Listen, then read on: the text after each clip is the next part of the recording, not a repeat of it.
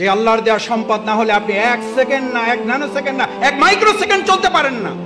যিনি বলেন আমার আগামী মাস কিভাবে চলবে, আর আপনার 1 সেকেন্ড কিভাবে চলবে আপনি বুঝেন না? যে কার্বন ডাই অক্সাইডটা ছেড়েছেন আর যে অক্সিজেনটা গ্রহণ করবেন, এটা যদি এখন অনুমোদন না হয়, কত টাকা বিল পরিশোধ করেছেন এই অক্সিজেনের জন্য? অনলাইনে না অ্যানালগে জমা দেন? কোন অ্যাকাউন্টে জমা দেন? এটা কোন অ্যাকাউন্টে? এত কি ভাবেন ভবিষ্যৎ? ভবিষ্যৎ কি? ভবিষ্যৎ তো অক্সিজেন। এই এখন কার্বন ডাই অক্সাইডটা ছেড়েছেন, অক্সিজেনটা আর যদি না ঢোকে, এখন কি কারণ লাগবে? পৃথিবীর সমস্ত ডাক্তার একমত হয়ে গেছে, হার্ট অ্যাটাক করে কোনো লোক মারা যায় না, মারা যাওয়ার কারণে হার্ট অ্যাটাক করেছে। স্ট্রোক করে মারা যায় না, মারা যাওয়ার জন্য স্ট্রোক। আল্লাহর কাছে জিব্রাইল আমিন না, আজরাইল জান কবজ করার ফেরেশতাকে বললেন, আল্লাহ এমন দায়িত্ব দিয়েছে, লোকেরা তো আমার সেই পরিমাণ গালাগালি করবে যে এই লোকটার জন্য আমরা মারা যাইতেছি। আল্লাহ তাআলা বলেন, তোমার কোনো অসুবিধা নেই, ব্যবস্থা করে দেবো।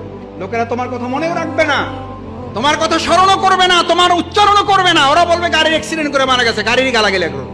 ওরা হসপিটালকে গালাগালি করবে, ওরা ডাক্তারকে গালাগালি করবে, ওরা সংগঠনের মিছিলকে গালাগালি করবে। আল্লাহ আমাদের মাফ করুন।